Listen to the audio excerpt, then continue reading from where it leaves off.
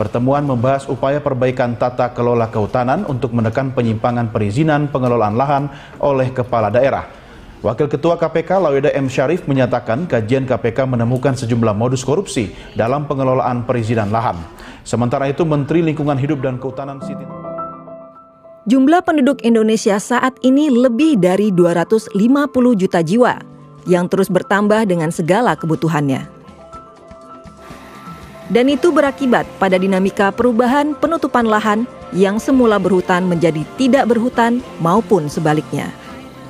Oleh sebab itu, hutan harus dirawat dengan baik agar hutan Indonesia tetap terjaga sampai anak cucu kita nanti.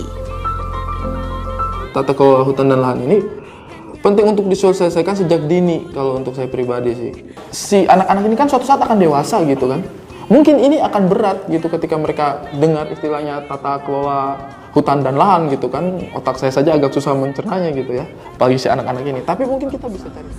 Dengan adanya upaya-upaya perlindungan hutan primer dan juga gambut dan penguatan pengelolaan itu akan sangat penting sekali, karena tanpa adanya upaya penguatan dari sistem tata kelola, maka upaya-upaya tersebut regulasi sudah ada. Pikir apa yang Anda akan melakukan ini sangat mendukung upaya kami untuk bisa mempercepat proses tata kelola khususnya di ekosistem gambut ini.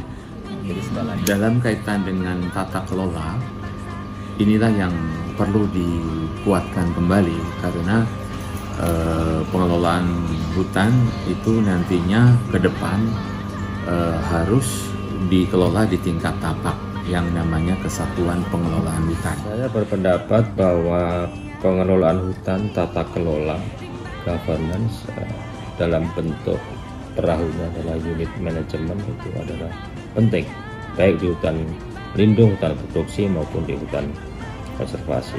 Dengan